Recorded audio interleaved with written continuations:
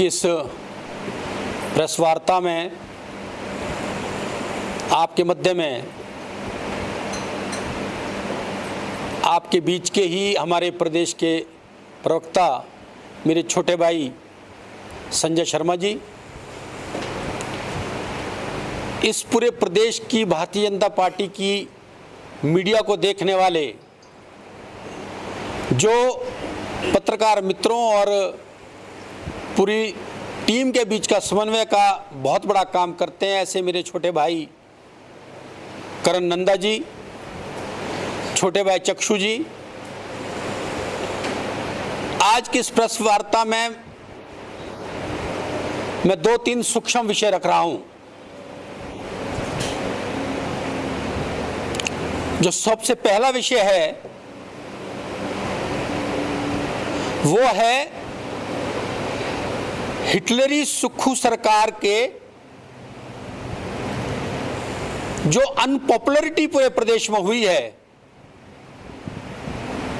उस अनपॉपुलरिटी के पीछे का जो मुख्य कारण है, जो अपने आप में प्रमाणित करता है, वो है म्युनिसिपल कमेटी के चुनाव को डेफर करना, पंचायत के चुनाव को डेफर करना।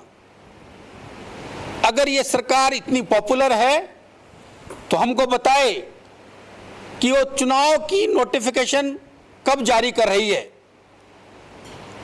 जिसको ये बार बार डेफर करके डिले करते जा रहे हैं, बहाना जो मर्जी हो। दूसरा विषय जो आपके मध्य में मैं करना चाहता हूं, मैं आपसे कुछ वीडियो शेयर करूंगा। हिमाचल प्रदेश में सच में यह पनौती सरकार हो गई है।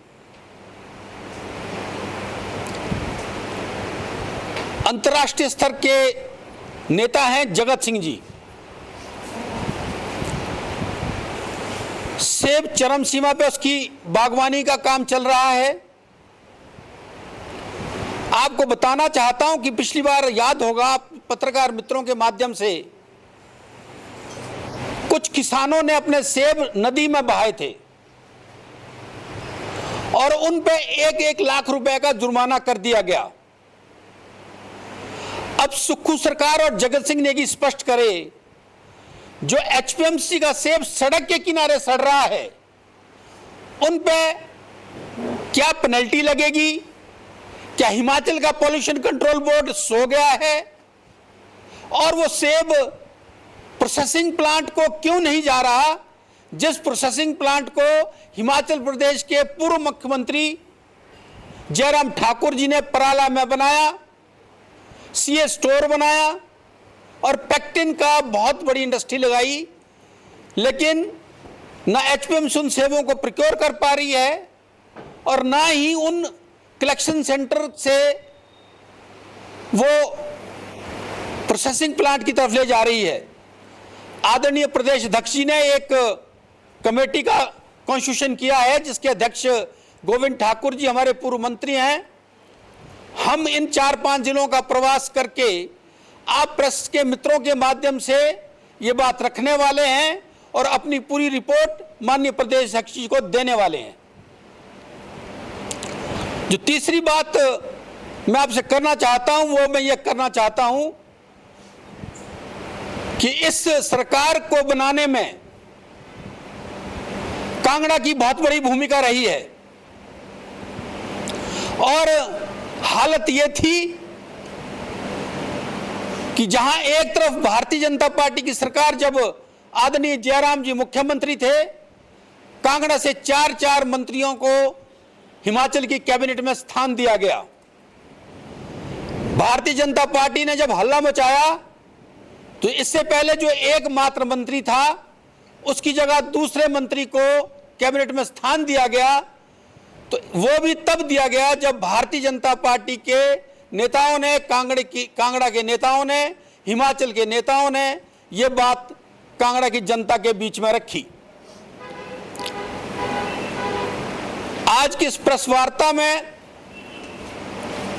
मेरे इन 3 बिंदुओं पर ही फोकस था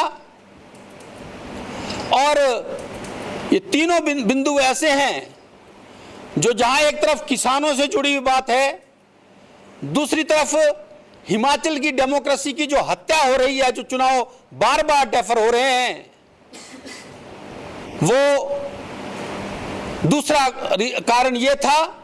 और जो महत्वपूर्ण बात और कांगड़ा के साथ अन्याय की हो रही है वो ये हो रही है कि महिलाओं को जो पेंशन देने की बात कांग्रेस सरकार ने अपने मैनिफेस्टो में की थी, तो महिलाओं को तो पेंशन नहीं दी गई, लेकिन अपनी धर्मपत्नी की पेंशन का प्रोविजन सुक्खू ने कर दिया। और लेटेस्ट उदाहरण मैं बताना चाहता हूं, जो केंद्रीय विद्यालय धर्मशाला में बन रहा है विश्वविद्यालय, और उसमें जो 14 करोड़ रुपए उन्होंने 13 करोड़ रुपए उन्होंने अपनी पत्नी की विधानसभा क्षेत्र में तो दे दिए, लेकिन 30 करोड़ रुपया जो धर्मशाला का है वो स्पष्ट करे कि वो उस संस्था को बनाने के लिए ये सरकार कब देने वाली है। धन्यवाद।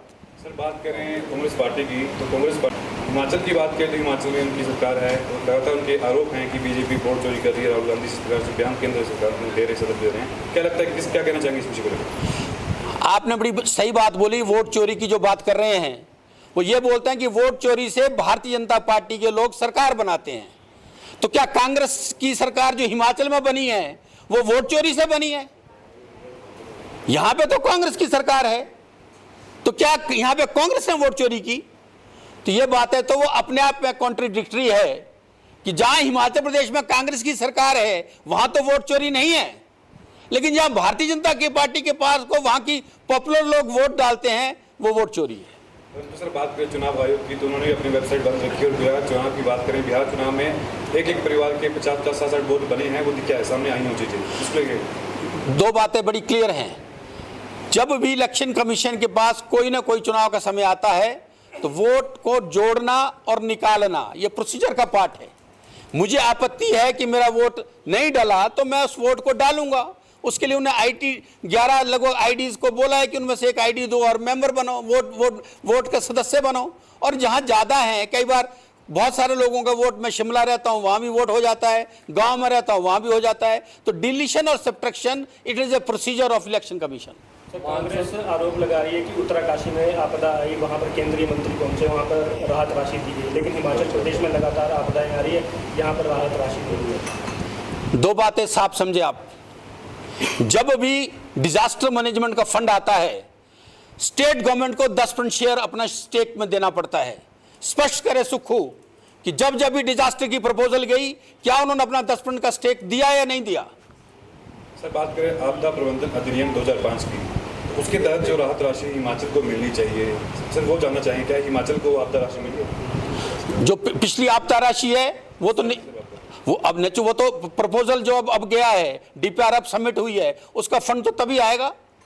पिछली फंड को पहले दिया, और उन्होंने जो पहले फंड दिया भी है स्टेट का, उसका क्या यूटिलाइजेशन कांग्रेस ने किया है? ये जो आपका ये जवाब है स्पष्ट रूप से है। आपने उत्तरकाशी की बात की, वहाँ के मेंबर ऑफ पार्लियामेंट और वहाँ के चीफ मिनिस्टर सीधा प्राइम मिनिस्टर को मिलने के लिए गए। सुक्खू साहब स्पष्ट कर रहे हैं कि या इस आपदा को लेकर के वो देश के प्रधानमंत्री के दरवाजे पे जाने में उनको क्या दिक्कत है? सर, आपने इस सरकार को कमौती की सरकार बोला है, ऐसा क्यों नहीं हो सकता? उनके मंत्री बोल रहे हैं ना, जो मंत्री, if somebody is in front of a glass तो वो रिफ्लेक्ट वैसा ही करेगा। वो बोल रहे हैं कि विधानसभा में बोल रहे हैं कि पनौती की सरकार है, मैं तो तभी बोल रहा हूँ कि वो अपने आप को शीशे के सामने खड़ा करके वो अपने आप को पनौती बोल रहे हैं। सर, हाल ही में हाईकोर्ट का एक निर्णय आया है कि हिमाचल प्रदेश में सरकारी भूमि पर जो कब्जे हैं उन्हें हटाया जाए।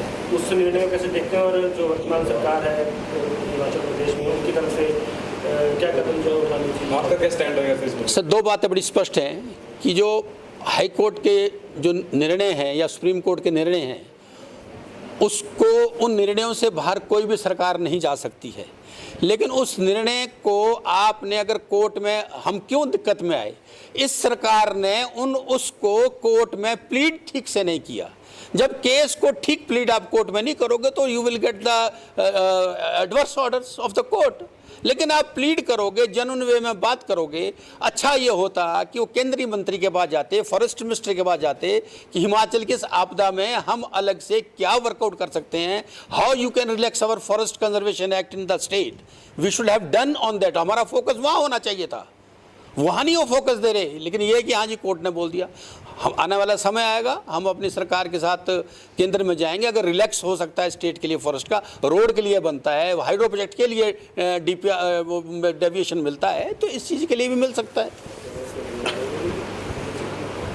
थैंक यू जी, थैंक यू। बाकी संजय जी तो आपके रोज के मित्र हैं, लेकिन हमारे भाई हैं, तो और चक्षु जी भी यहाँ रहते हैं, तो हमको लगा कि आप लोगों से एक भेंट हो जाए, हेलो हाय हो जाए, इस बहाने आपके साथ चाय। हमसे जुड़े रहने के लिए हमारे YouTube चैनल को सब्सक्राइब करें और नई वीडियो की नोटिफिकेशन के लिए बेल आइकॉन को दबाएं। अगर आप ये वीडियो Facebook पर देख रहे हैं तो लाइक जरूर करें और ज्यादा से ज्यादा शेयर करें। इसी तरह के और भी अपडेट्स के लिए फॉलो करें हमारा Instagram पेज himachal.ke।